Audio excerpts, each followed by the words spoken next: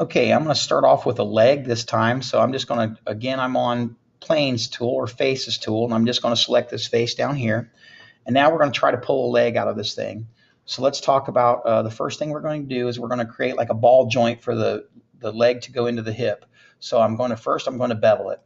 And as I bevel it, again, this is going to be a lot smaller than you'd think for a thigh because I'm just talking about a little like ball joint to come out.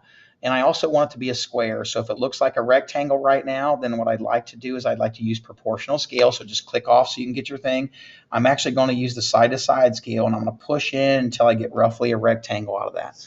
Once I get a rectangle out of it, I'm going to extrude it. So again, let's look at it from the side, and we're going to pull out just enough that now we can understand that a leg is going to come out of there. So this is going to again be the knob of the bone that's going to fit into the hip. Now, this leg right now, he'd look a little bow-legged or he'd be out to the side, and I want to change the angle of it a little bit. And this is probably, again, one of the more difficult parts we're going to do, but I'm going to switch over to lines. And now from lines, I'm just going to click on and click off to make sure I'm just got a one line and one line only. Choose the outside line here.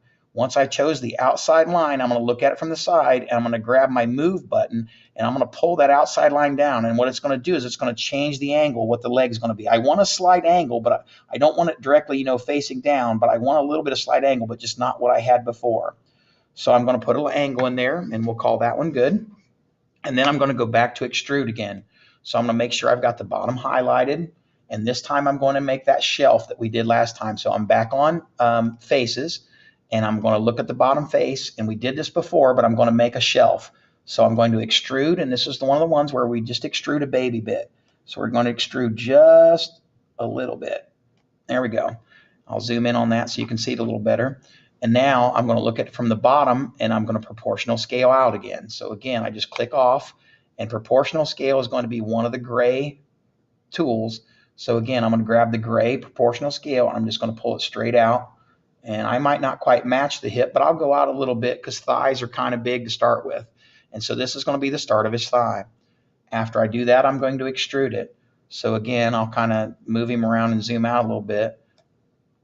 But we're going to pull this out, and we're going to think thigh now. Okay. It doesn't matter if it's too big all the way down, because what we're going to do is we're going to taper it. So I'm going to come down just a little more. Okay.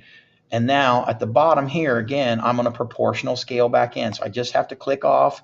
And again, proportional scale is one of the gray boxes. So I grab proportional scale, and I just bring it in. So I create a nice little taper there. And so I've got his thigh. So again, I do the same thing. I create a knee joint. How do I create a knee joint? I bevel. So again, we got this face highlighted. Present students, please excuse the interruption. Can I see the following students in the middle school office? So we bevel. Kiskis, Madison King,